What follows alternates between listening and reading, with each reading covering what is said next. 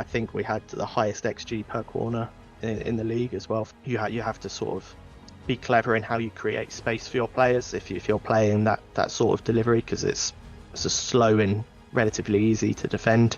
Data plays a big part in what I do as well. So I sort of create visualizations looking at where the sort of opponent crosses it. There is almost different formations in zonal marking. You could have sort of one middle zonal marker, one front post zonal marker, anything like that where the ball is stopped. There's a good amount of data to go on how the opponent is going to react to certain situations. Can sort of be scripted almost. There's a sort of new way of evaluating aerial performance rather than just looking at sort of aerial win rates. It goes into a bit more depth. Understanding your squad is absolutely key. Hello and welcome back to my channel, and today's guest is Stuart Reid. So Stu is a freelance set piece analyst working with professional football clubs all around the world. So very interesting conversation, this one. So we speak about marking, zonal marking, man marking, different types of set plays, the data behind set plays as well. Stu actually shares his screen during this video and shows off some of his research that he's done over watching thousands and thousands of set piece goals. So that's really, really interesting. So if you're interested in videos just like this one, please make sure you do subscribe to the channel so you don't miss future ones. Give the video a thumbs up if you do find value from this. But without further ado, let's get into the conversation with Stuart Reid. Stu, welcome to the channel. How you doing, mate? All good, mate. You? Yep, I'm very good. We're recording this obviously a little bit before Christmas. Obviously, we'll come out afterwards. So I'm looking forward to Christmas at this stage. Only a few days away. So and I really appreciate your time and agreeing to jump on and kind of go through set plays with us. So what I'd like to do, Stu, I'll pass it over to you, just for you to give a brief overview who you are and what you're currently getting up to. So I'm Stuart Reid. I'm a freelance set piece analyst. As the title suggests, I analyze set pieces, and most of my week is spent watching hours and hours of set piece videos. Boring for some, but it's my life, my passion.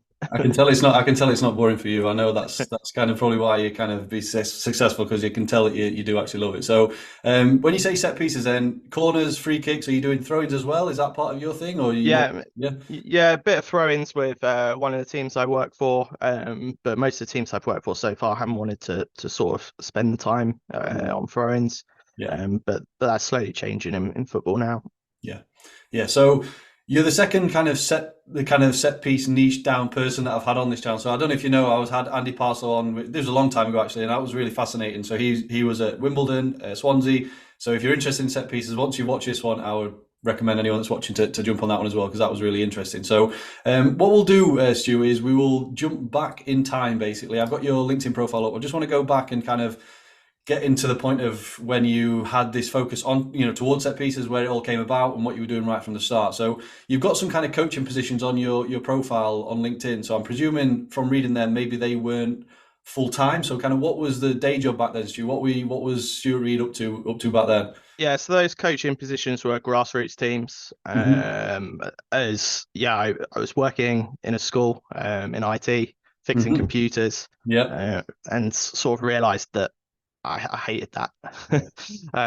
So I wanted to do something that I really loved, that I was good at, and the only thing that I could think of that I loved, that I would love to work in, was football. I didn't know whether I was any good at it. I didn't know what I wanted to do in football, because there's obviously so many things in football, from physio to scout to coach to range is broad.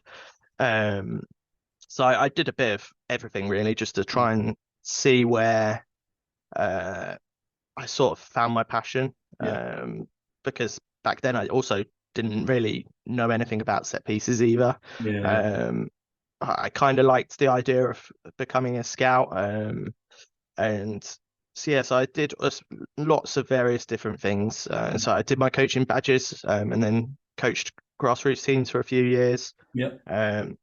I wrote blogs online about a broad range of subjects: scouting, sort of match analysis, team analysis in general, just to, again, really find where I sort of settled. And then I sort of hit jackpot by writing for the website I was writing for. They suddenly got a Y Scout account. And then that opened up a whole world of sort of possibilities for me. And very similar sort of time frame to that, I read an article saying that set pieces were hugely undervalued in football. And that article made a lot of sort of sense to me. And it really sort of ticked a lot of boxes in what I was looking for in a role in football. Downside was I knew absolutely nothing about set pieces. I knew I'd always liked a good set piece routine, but never really considered how it sort of went from someone's head to the training pitch to what you see on match day. So I sort of then delved into that process. Having Scout made it easy to watch teams' corners and free kicks in detail rather than having to sort of fast forward through matches and stuff like that.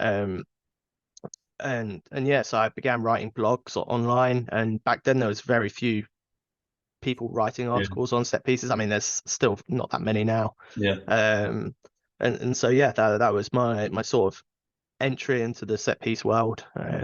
Getting content out there for people to see. Nice. That's definitely, because we're going to speak about that in a bit, actually, Stu, because I've got a few more questions on the kind of sharing online and stuff, because that was a big focus on the recent APFA event that we did, which you were part of as well. So that was really interesting. So yeah, we'll definitely come back to that. So I love that you would just openly admit that, back then you just wanted to try different things. You didn't even, you didn't know set pieces, but, you were willing to put the time and the effort into to make that work. So, because that was another question in terms of, are you self-taught, and how do you kind of develop your skills and continually learn? I'm presuming that's just a case of just volume and just watching lots and lots of set plays and just kind of tweaking kind of plans and things like that. Yeah. So it was pretty much entirely self-taught in terms of knowledge. Watching lots of corners and free kick videos. My sort of reports that I was giving to clubs sort of evolved over time with sort of feedback from coaches and heads of analysis and stuff as to what they wanted to see from reports. So that all sort of helped as well and build to where basically the sort of level of knowledge that I am now. Really. Yeah. So then again, just jumping back to your LinkedIn then, Stu. So you mentioned some kind of grassroots coaching. You've then got set piece intern at Leyton Orient. So how did that come about? So that's kind of the first foray into set plays then. So how did that come about, and what was that like? Yeah, so I'd been writing blogs on set pieces for about 6 months, I think, at that point. And then I saw that the head of analysis at Leyton Orient was hosting a sort of introduction to analysis seminar at the Leyton Orient Stadium during pre-season. Tickets were cheap, and it was only like just that on the quick tube ride for me. So I thought, how often is it you get to meet a sort of head of analysis at a professional football club? So I went along and basically met him and told him what I'd been doing online and how I saw sort of the set piece analysis sphere growing in football in the future. And he offered me a sort of unpaid internship at Leyton Orient for the season. So that was lucky meeting that led to an opportunity. And then got my foot in the door there and went for there. Yeah, looking back at it now, my report, I still have my reports from those days, and looking back at them now compared to what I'm doing now, they're absolutely terrible. Yeah, I mean, you say it's lucky though, but at least whether they were terrible, like looking back now, you still kind of had something to show that that conversation point, and obviously that then led.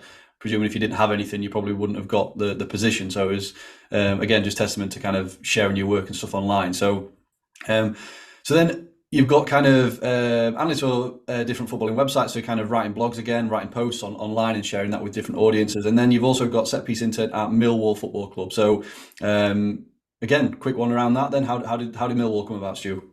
Yeah, so at the end of the season of working with Leyton Orient, the head of analysis changed, and I think the coaching staff changed as well. And so they said that they were going to do the set piece analysis in-house. And so then Millwall contacted me on Twitter, the head of analysis there, and brought me in. And Millwall they'd been struggling the season before from set pieces in terms of goals.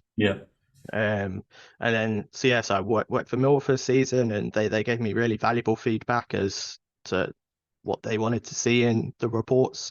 And that's really when sort of my reports started to evolve a little bit in terms of content. And yeah, we had a super successful season, especially from corners that season.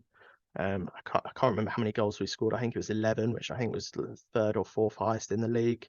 I think we had the highest XG per corner in the league as well from corners. So that was a super successful season and was a good jumping point for my career. Yeah, you touched upon it then, Stu. I mean, I suppose working with those two different experiences in terms of the different coaches and the analysts were there, that's helped you mold then your reports and what you can now deliver as a freelancer. So I'm sure they obviously molded and they were a big benefit to you, even if they were, internships at the time and you maybe not getting, I don't, were they paid? You said the first one was unpaid. Yeah, no, they were both unpaid. Both were remote as well. So I just sort of email off my sort of reports, which allowed me to sort of basically keep my sort of full-time job alongside it. Although there was a lot of sitting in the office, watching my scout and doing little of my actual work. But yeah,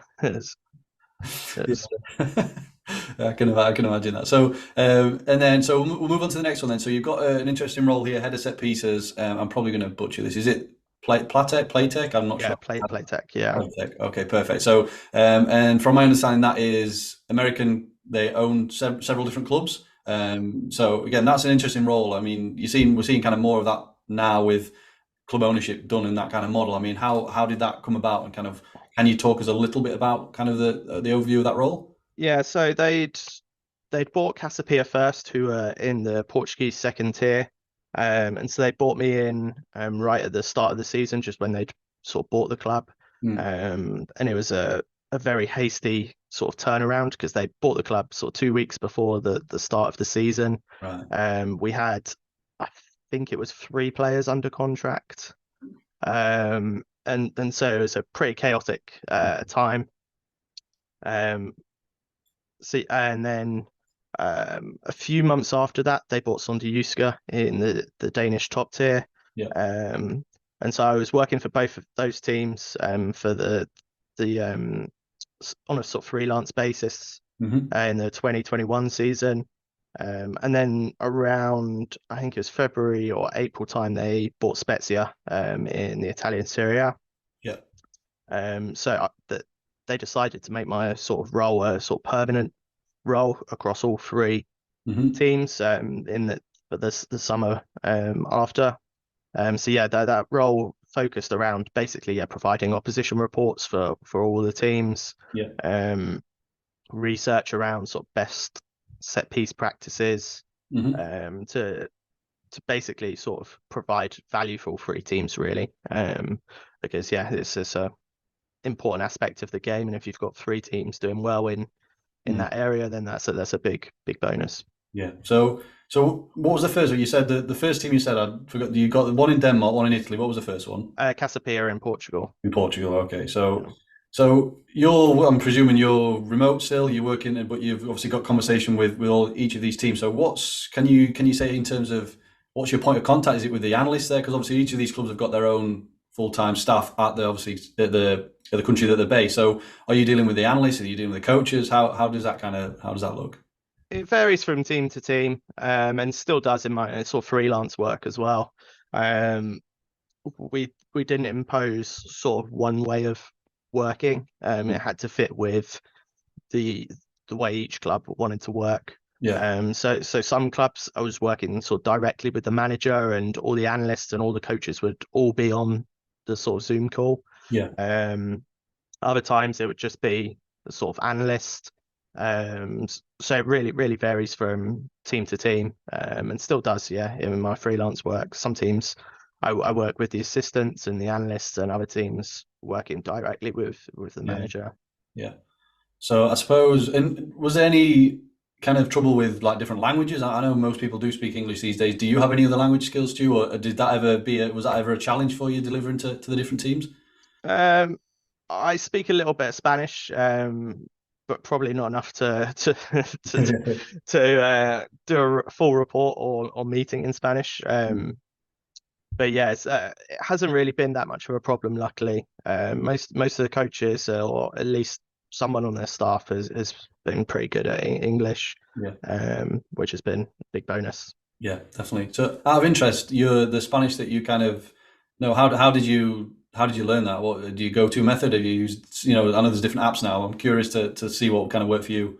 Yeah, I've been using Duolingo for the past 2 years, and spending probably half hour, 45 minutes a day, doing that. Nice. So yeah, got a good grasp now, but not fully there yet. Perfect. So what I wanted to ask you then, Stu, so in terms of if you can do a bit of a hypothetical, so for example, I'm a new club that wants to employ you as a freelancer. What's kind of the first thing you will start to do to begin helping me in terms of how you'll get your message across to me, and what you will do in those first initial steps to start improving my set plays? Yeah, first thing I do is basically, if I'm being brought in, there's an issue with set pieces, usually already. So the first thing I try to do is gauge from the coaches why there's an issue from set pieces. Is it maybe a sort of lack of ideas in terms of what they can do from set pieces? Is there a sort of lack of quality in the delivery that's been an issue? There could be a lack of aerial ability in the team. So I try to basically gauge from them what they think the issues are. Yeah. Then I'll watch a load of the set pieces for the team myself, just to see what I think the issues from set pieces are.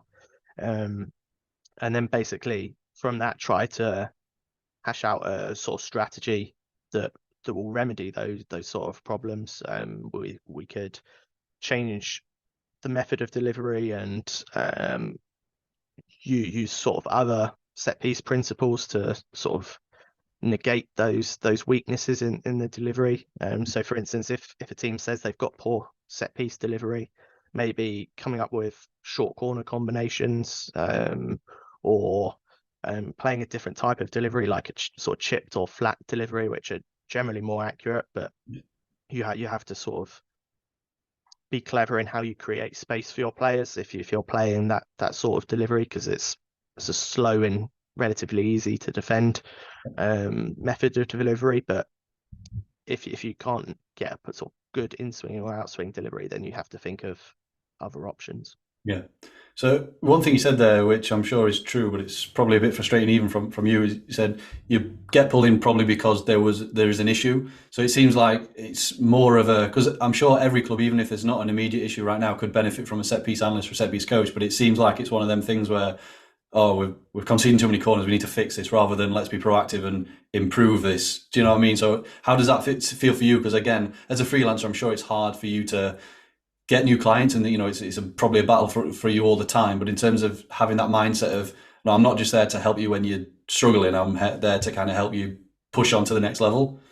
Yeah, that's a good point. Like, yeah, you'd think it's an area where clubs would like to start strong, and have a sort of good set piece record straight off the bat. But sadly, it's often an afterthought, and it's only when things are going bad, it's just like, this could do with some improvement. Yeah, I mean, because you'll probably know the figures, but I know it's probably around roughly a third of goals are from set play. So the fact that a third of goals is seen as an afterthought for some coaches and some clubs is mind-boggling, really, in terms of the resources that they'll spend on other things, and not this kind of thing where it is there. It's proven to basically, I mean, I don't know, obviously league dependent, like each goal can be worth tens, hundreds of thousands of pounds. So the fact that you can get 30 goals from set plays is quite mind-boggling, that people don't commit more time to it, and it is seen as an afterthought, unfortunately, for some, which I'm sure is frustrating for you. Yeah, it's an odd split, because as you said, between like 25 and 30% of all goals are sort of set piece goals, and so that you don't see that split in terms of analysis. A lot of clubs aren't spending 25 to 30% of their week analyzing set pieces if they don't have a sort of dedicated set piece analyst already. training time. They're not spending 25 or 30% of their week training set pieces. So there's a big skew basically in the sort of figures, as you said. Yeah, I think it is changing, and this is just my opinion from the outside, but it seemed to me like if a team was good at set pieces, they were almost like pigeonholed to just being a set piece team rather than a good footballing team. Do you know what I mean? But maybe that is obviously changing. I think like Brentford have got a lot of plaudits of the way they kind of do set plays and stuff. So it's good to see it kind of move on at least in some way. So okay, so that's the kind of what you would do in terms of starting off with a new club if they kind of got you in it. I'm just curious to ask you how does your time split between? Is it equally split between attacking strategies and defending strategies? How are you looking more on just let's go back to the example of my team, how I perform, but then are you also then delving into how the opponents that I will play perform as well? Yeah, I spend slightly more time, I would say, on the attacking side. There's a bit more that sort of can be done in studying sort of how the opponent reacts to different situations. That I like to spend a bit more time on to focus on, that will give us the edge in hopefully scoring a goal. Because that's ultimately something that you can plan for a lot more. As most teams will pretty much defend the same way from game to game. Whereas you can sort of spend a week sort of working out how they attack, and then they do something completely different that they've not done all season. That will completely surprise you, but you have no way of sort of predicting because they've never done it before. So there's an element of that to it, that it's more predictable to see how they defend from game to game, and from that you can sort of manipulate opportunities and come up with ideas. Yeah. So then, in terms of then just on the kind of defensive thing, I understand that the most obvious things would be, and I'm talking here about how you defend in terms of potentially positioning of players. So like the obvious thing would be like height and heading ability for where people might be positioned and where what their roles might be. Is there anything other than those two obvious things, Stu, that you might consider when kind of thinking about who to put where in terms of the defensive position? Yeah, so data plays a big part in what I do as well. So I sort of create visualizations looking at where the sort of opponent crosses it, and from the video I look at where their sort of main target men will sort of attack. I really like a metric that StatsBomb have introduced recently called hops. There's a sort of new way of evaluating aerial performance rather than just looking at sort of aerial win rates. It goes into a bit more depth and looks at basically a player's aerial win rate across their whole sort of career. But every aerial duel they have, it looks at who that aerial duel was against, because it's obviously easier to win an aerial duel against Messi than it is Van Dijk. And so reward players for winning headers against players with a higher rating, and that provides a really sort of good evaluation of an aerial ability of a sort of squad or player. So I sort of look at the sort of most likely starting 11s of each team and look at the sort of the hops rating of each player and the zonal markers and etc. to work out where those big mismatches are likely to be, which will help us in sort of both defense and attack as well.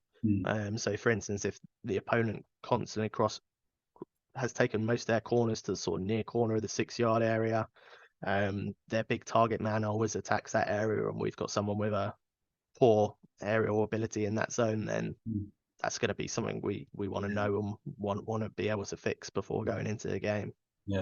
Nice. That's interesting. Didn't know anything about that metric before you said it, so that's really interesting. I mean, in terms of then just while we're on the stats, I mean, what other kind of stats will you be kind of considering then, Stu, in terms of different metrics other than the one you've just mentioned there? So I'll look at the defensive records and the offensive records of the sort of league set pieces as well. as that all sort of factors into things as well. For instance, if the opponent has got the worst goals per corner conceded rate in the league and the worst XG per corner conceded in the league, probably means they're not very good at defending corners. So maybe we want to spend more time in training this week on sort of focusing on those sort of weaknesses of the opposition. Maybe on match day, we can send an extra player into the penalty area to really try to force that error, since we know they're already weak at defending them. Maybe if we stick an extra person into the mix, then it'll help swing the odds in our favor a little bit more. So those are sort of important as well. And I've sort of built my own sort of research as well that also factors into that that I can demonstrate now. No, you did mention that before we started recording, and I'm really interested to hear more about this, Stu. So, if you want to, can you give an overview of what you mean by this? Is this something that's kind of been ongoing for many, many seasons in terms of the data and the set pieces that are in there? So this all started just before COVID hit, a few months before COVID. I sort of noticed patterns in sort of how teams conceded shots and goals from corner situations. And then obviously COVID hit and I found myself with a lot of free time. So I decided to sort of put it to the test. So I did a sort of brief, small sort of project. I just looked at the championship for a season, I think it was, and there did seem to be some sort of patterns into how teams conceded goals. So then I built it out. I added the Premier League and a whole bunch of other leagues. And now there's 11,000 corner goals in here, which is why it looks so messy to start off with. But I promise you, it does become a bit clearer and in a second. I've gone all the way back to, I've basically got 6 seasons worth of corners in here now from a whole bunch of sort of different leagues. Because ultimately as well, each league has, and each country has their own sort of set piece culture. A corner in Denmark is very different to a corner in Portugal. So this tool also helps me sort of find out those little differences from country to country, and it allows me to quickly adapt between sort of those differences. So I've tracked a whole sort of load of different data points. How the goal was scored, whether it was scored with the foot or the head, the side of the pitch it came from, the delivery type, was it chipped, in swing, out swing, did it start with short corner, was it direct, which basically means does it sort of come from the first contact after a corner's been taken. And finally, I wanted something that how do I describe this?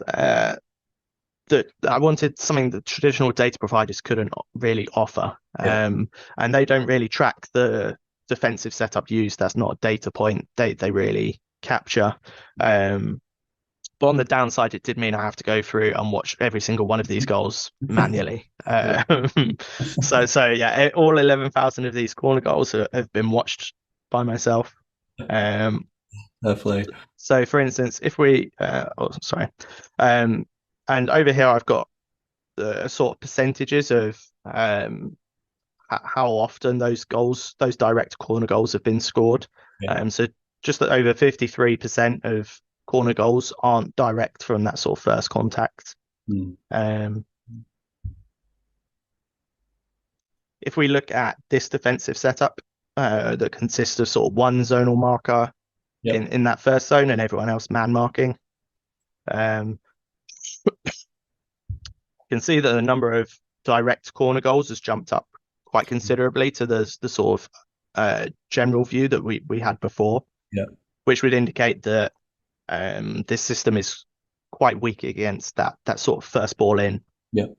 So if we click this to only view those direct goals, again that sort of clears it up even more.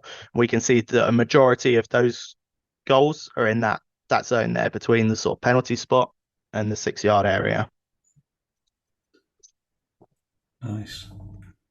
And because I've gone through and watched all of these goals manually, anytime there was a sort of great goal that showed sort of great principles, Mm-hmm. I would give it a flag. And then you basically, this provides the goals that are great against this sort of system, Okay. which basically means it sort of doubles as my playbook ultimately. Yeah, yeah. And Amazing. then you can click on these and click play clip, and it'll play a video of that goal as well. I won't do that because you might get done for copyright on your Yeah. YouTube channel. Um, but yeah, so this is a big help in sort of identifying those sort of trends. Yeah, that's amazing. So are you still kind of building that out now? Are you still adding to that now then, Stu? Yeah, I update it every off season. Yeah, Wow. so every summer is spent watching thousands of corner goals and updating it still. Nice. That's really good. Well, so that the whole dashboard there, what was that in for those wondering what were you using there to kind of present all of that? That's in Tableau. Yeah. Nice. That I've taught myself from scratch as well, and incorporate. Yeah, that was really good. And like you said, it was very interesting when you said a corner in Denmark is different to a corner in Portugal or whatever. Like you say, you can then go to, the clubs and something that you've seen in another country that they will not have a clue of from, they've never seen it before. But to you, you're kind of learning from so many different backgrounds of coaches from all the different countries. So that's Yeah. that's really really interesting. Perfect. So thanks for sharing that, Joe. I appreciate that. So in terms of let's see where we're going next. So in terms of then attacking routines, you kind of answered that there. So you've almost got like a database of different plays there, haven't you? In terms of you can just go in and see what kind of works and what works well against certain defensive setups. And those defensive setups, I just want to ask you kind of between man marking and zonal marking. So do you have a preference if you were to set either we're gonna, in terms of that defensive routine, I know it would depend on who you're playing against, but do you have a preference as to what potentially works best or maybe what the data says works best? The I've always kept data on the sort of Premier League, and it's always a pretty much 50-50 split, Mm. or very close. Yeah, Teams will defend well zonally, yeah, and there'll be teams that defend terribly zonally. And same for man marking yeah, or the more hybrid systems.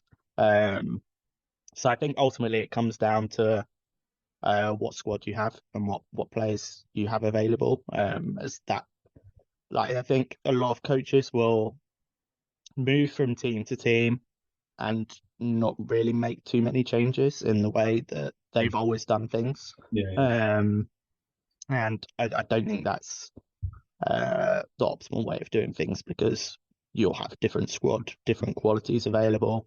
Um, Maybe it worked in their first job and they just have always sort yeah. of led by that. But yeah, I don't think there is an optimal way of doing it.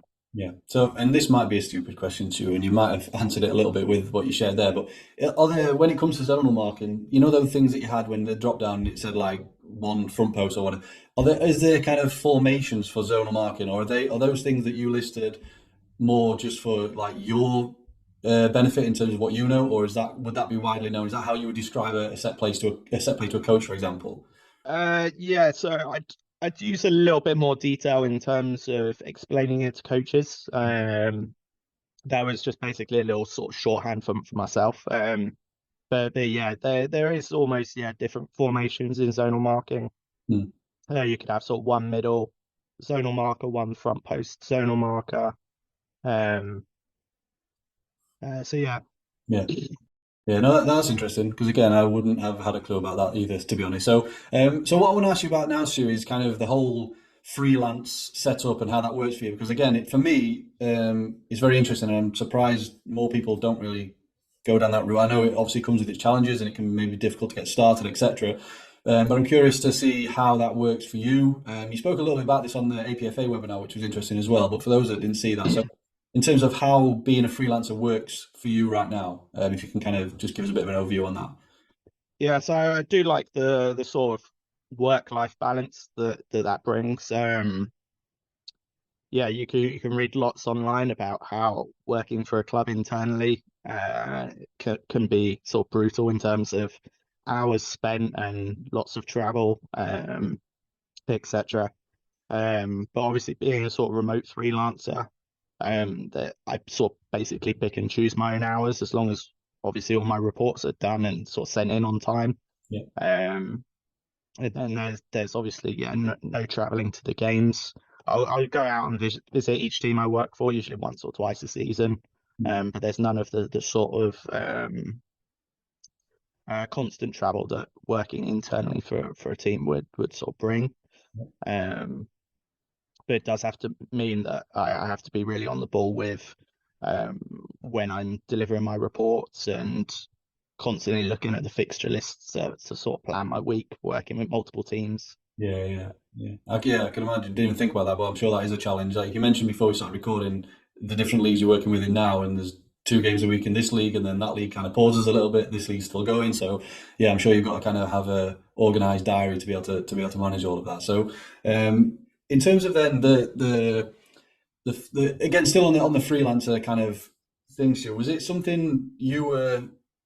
Did you plan for that in terms of you would have always preferred to work in the freelance capacity, or was it more of, you can do that while you're searching for something, but actually I like this kind of thing. So how did that kind of come about, really? I'd always planned to be internal at a club. That was always my goal and my aim. And then yeah, my first two internships were remote. But that had little in terms of contact with people at the club. It was just simply emailing off my sort of reports. Yeah. Little communication on WhatsApp, etc. But no actual sort of meetings to sort of sit down and go through the reports, etc. Yeah. And then when sort of COVID hit and the world was introduced to Teams and Zoom and everything else, the landscape sort of shifted a bit. Yeah. And I think a lot of clubs then sort of realized that we don't always have to have someone internal. And so yeah, that it just sort of fell about that remote became a possibility. And to have that almost same impact as would have internally, the same sort of communication, etc. As working internally. And all training is filmed, so I can still sort of watch back the training sessions and everything. So yeah, there's still lots of those elements to it that I'm still getting as well. Yeah. And I asked this question to Thomas Scoromot, so he works in a similar capacity in terms of freelance. So for those that are watching that might consider acting in this way in terms of freelancing to different clubs, do you have rules in terms of obviously confidentiality and working with competing teams, etc.? Do you work with more than one team in a league? How does that look? What kind of constraints do you put on yourself? Yeah, so I never worked for more than one team in the same league. Same country is a possibility, but I'd have to make sure that both clubs know that I'm also working for another team in the same country, just in case we end up drawing each other in a cup. That hasn't happened yet, but so just those communications, and if that did happen, that they were to draw each other in a cup, then I'd obviously have to sit that out and do no reports for either team. But yeah, so yeah, it's possible to work for more than one club, but confidentiality is another thing. I'd never say to one team that, oh, look at this goal we scored in Spain or somewhere last week, I think we should do that this week for us. Or say, oh, this is working really well in Spain. I'd always sort of not talk about the other teams I'm working with. Yeah, that makes sense. So, so we'll go back to, because we touched on it right at the start then, in terms of sharing work online, because that was one of the ways in which you got started. So, and this is kind of hot topic at the moment. Again, this was another area that we spoke about on the APFA event the other week.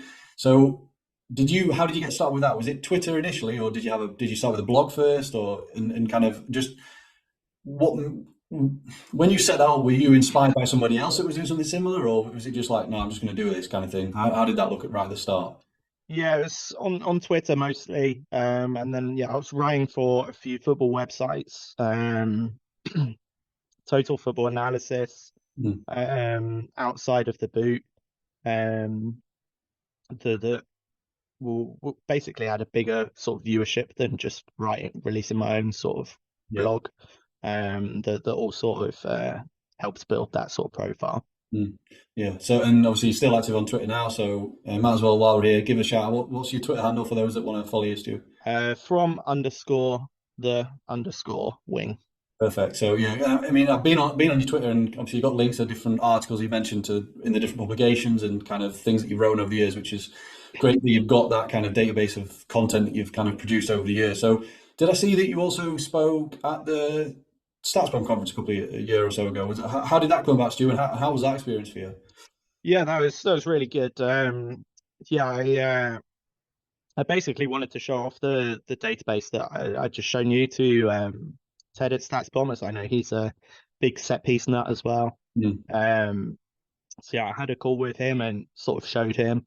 He was just like, "Oh, this is really cool. Do you want to talk about it on stage at Stats Yeah. Bottom conference?" I was just like, okay then, yeah, let's do it." So yeah, that's how that came about. But yeah, no, that was a good experience. Had you done any speaking before that in terms of No, being on stage? absolutely not. No. There's probably quite a lot of people that you speak in front of as well. Is it quite nerve Yeah, wracking? there was a couple of hundred people there, so yeah, it was quite nerve-wracking, but um, I think the nerves dissipate a little bit because I'm just so familiar with what I was speaking about, which um helped a lot. But yeah, it's still still a very good experience. Nice, nice. So, question then in terms of for the future, then, Stu, like, do you see? Because I feel like obviously set pieces are probably getting better. They're evolving all the time. Like with the introduction of people like yourself, clubs taking them more seriously. Do you see any particular trends that might come about or are coming about, or what do you see for the future? And also, I wanted to ask you a little bit about kind of, and this is maybe me going a bit overboard here, but in terms of like the use of kind of things like AI and machine learning, because I see in a future where you could probably just plonk in hundreds of videos of a team set plays, and it will probably then be able to eventually tell you the best way to defend or attack against that. I don't know if that's crazy or what you think. Have you ever thought about stuff like that? Yeah, I have thought of stuff like that. I think it could be possible in the future. I'm not sure if it's at that stage yet. But yeah, it would crunch how the teams conceded chances to how you've created chances Yeah, to maybe some of what I've already shown, like the historical ways that their defensive setup has conceded chances across that entire league, etc., to sort of come up with ideal solutions. So I can definitely see that happening in the future. yeah, Um, and I also see a sort of focus around more restarts as well. Like I know you've already mentioned Thomas Gronemark. I can expect more teams putting more focus on throws, yeah, um, and even goal kicks, yeah, and sort of we've seen a few teams using kickoff routines now as well, yeah, to sort of quick passing combination to get that sort of ball in behind within 10 seconds of a kickoff. yeah, Um, and anything like that where the ball is stopped, there's a good amount of data to go on how the opponent is going to react to certain situations, can sort of be scripted almost to yeah, some extent. And so I see increased focus on that in the future for sure. yeah. Yeah, definitely. That's interesting. I mean, one thing I do like to ask every guest on here, Stu, is just for a bit of advice. So, let's kind of focus this on well, two parts of this question. Then, someone that maybe is interested in kind of going freelance, kind of, they want to maybe do that with clubs, whether it be with set plays or not, or in a different capacity. But also then just a coach or analyst that wants to improve on their set plays and kind of learn a bit more. Any advice for those two kind of people? Yeah. So um, the first bit in terms of being freelance, I just get work out there for people to see. Get it out there, get it on Twitter, get it on LinkedIn, start speaking to people, and yeah, really push what you're selling, basically. Yeah. The second part, really understand your squad. That's key. It's pointless trying to come up with a perfect set piece routine that relies on a perfect curling in swinging ball to the back post if you haven't got a player who can kick that far to start with. Yeah. So understanding your squad is absolutely key. That's the number one. Yeah, good answer. So and again, I ask this all the time. It's interesting to hear the answers. I don't know if you have any, Stu, but in terms of any podcasts or books that you recommend that others might find interesting, not necessarily sport, but again, sport is fine, set piece is fine. Anything that you want to give a shout out to, you think others will find useful? Well, I've got a ridiculous amount of football books. I've got probably 130 books on football. My favorite is probably two books by Marty Pernau on Pep Guardiola, Pep the Evolution and Pep Confidential. Those two, superb. Probably my best football books of all time. Yeah, nice. And again, I might be putting you on the spot here, but is there a set piece goal that you just remember as being just so pleasing? Not necessarily one that you know, like just in general, like something that sticks in your mind. Is that almost like a great set piece goal? Oh, you've seen enough of them, but maybe they're all blurred into one now. Yeah. I don't think I have. It's weird, but I don't think I have a favorite. Have a favorite. No, that's fine. That's fine. They're all beautiful in their own way. So, is there anything? I mean, I've gone through every question I want to ask you. Is there anything else that you want to give a shout out to? Anything you want to bring up at all before we kind of wrap it up? Nope, can't think of anything. Nope.